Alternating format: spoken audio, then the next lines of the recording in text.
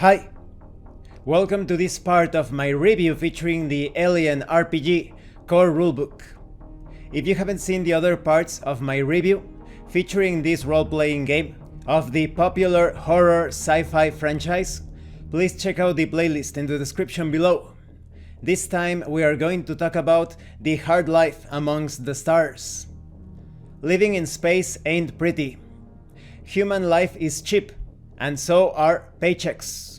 There is always someone worse off, willing to do your job for even less. So you better not screw up.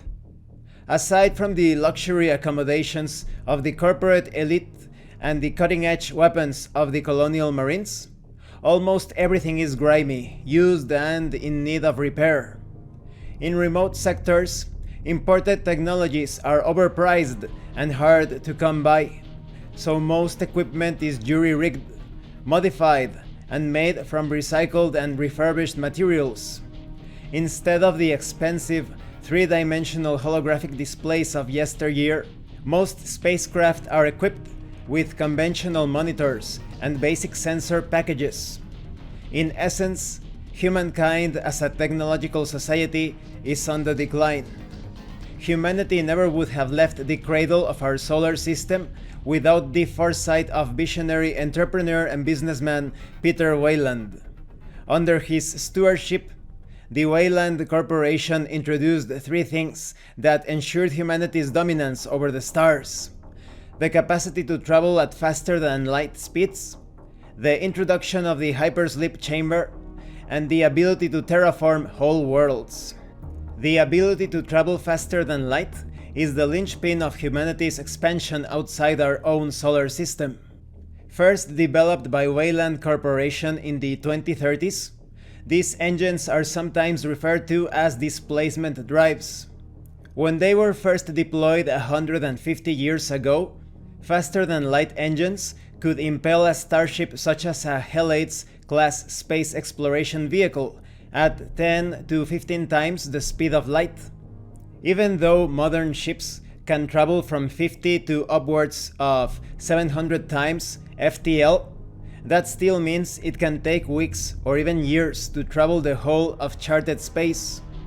To complicate matters, prolonged travel at faster than light speeds can cause a syndrome in mammals known as neurological distortion disorder, or the NDDS for short. To combat this and to conserve resources on long trips, space travelers spend most of their FTL time in stasis. Even before FTL was possible, hypersleep technology was in development. As early as the 2020s, Peter Weyland had ordered his scientists to find a way to extend life indefinitely. While not exactly what Weyland had in mind, the resulting technology was a significant leap forward. The ability to slow a life form's biological processes to a near standstill was beneficial to both the medical industry and deep space missions at sublight speeds. When faster-than-light became a reality, stasis was adapted as a solution to resource management on space flights. The process of entering hypersleep involves a mixture of gases and lowering one's temperature significantly. While travelers are not conscious when in stasis, they can and are encouraged to dream. Dreaming in hypersleep promotes mental health and can help a body's natural regenerative healing. In rules terms, after a number of days of FTL travel equal to the FTL rating of the ship, you roll a d6 on a table. When the same number of days have passed again, you roll again, adding a modifier to the roll. Keep rolling with the same frequency, each time adding an additional plus modifier to the roll. As stated, stasis offers protection from the NDDS, but being abruptly awakened from hypersleep is dangerous. Disorientation, headaches, chest pain, and nausea are all common side effects. While uncommon, some severe cases have resulted in death. In game terms, a rude awakening from hypersleep counts as an attack against you, rolled with 6 base dice.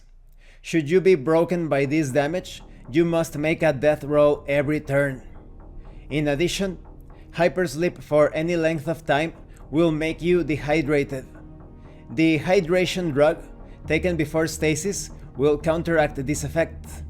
So depending on the circumstances, you may end up with epilepsy, dementia, or even psychosis. Let's talk about charted space.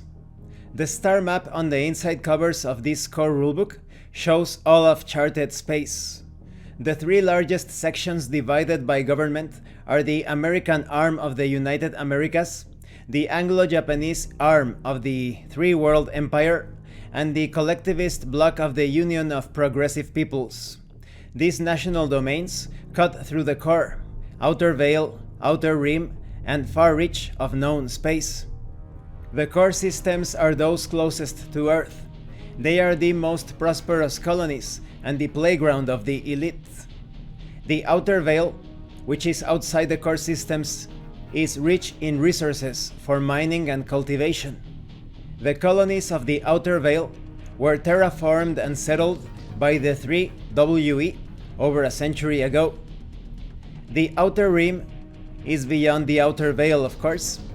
Out here, American and UPP explorers discovered several resource-rich planets that could support human life without terraforming. Extending from the American arm of the outer rim is the far reach. This area of claimed but mostly uncharted space stretches through vast areas of the unknown to a scattered group of terraformed lifeblood colonies essential to the UA and the 3WE. Along the edge of explored space lies the frontier. It is a free-for-all land of opportunity, constantly expanding the boundaries of known space. Beyond that lies darkness. The best long-term option available to the common human is to become a frontier colonist. The vetting process isn't easy. In addition to competency and physical prerequisites, candidates must endure an intense psychological screening process that many potential colonists fail. However, once you are approved for a colony, you are essentially set up in that position for life, assuming you don't screw up royally. Unfortunately, there is no glory or glamour to be had as a colonist. The colonies on the frontier are experiencing an economic depression, while the companies in the core systems grow fat off of the hard labor of others. Supplies are limited, and more often than not, colonists are told to ration and improvise. While most frontier jobs are colony-based, they all interact in one way or another. And there is also the fringe element. Mercenaries, vagabonds, and privateers move from colony to colony, looking to eke out a living on the fringe of normal society. Some are criminals on the run. Others are just disenchanted with colonial and corporate bureaucracy. Many are dangerous. Between scouting missions and cargo runs, people on the frontier spend a lot of time in massive metal cans hurtling through space. Starships are designed for functionality, not aesthetics. Floor gratings can be removed to access conduits located beneath them, and exposed machinery and tubing lined the walls in all but the crew's quarters. Living on spaceships can mean sleeping for months at a time. To complicate matters, all this travel back and forth can severely alter personal dynamics. When you spend a few years making cargo runs in hypersleep, you don't age all that much, while your family has been living active lives planet-side. Children grow up and lovers grow older. Relationships tend to unravel, leaving you with only your work and your crew. Space stations are mostly designed in similar fashion to spacecraft, the difference being that there are many more habitat areas, as well as large open malls. Station design is quite varied. Some consist of several towers with a connecting latticework of travel tubes, while others are built out into the spires of massive, decommissioned refinery modules. People need room to breathe. Space itself might be vast, but there just isn't a whole lot of it available in the stations floating amongst the stars. And this concludes this part of the review. In the next part, we are going to cover more details about life in the deep space colonies. I think that one thing that really draws people in to the fictional alien universe is that it feels like something that could actually happen. We identify with some of the situations and certainly the working conditions of the space colonists.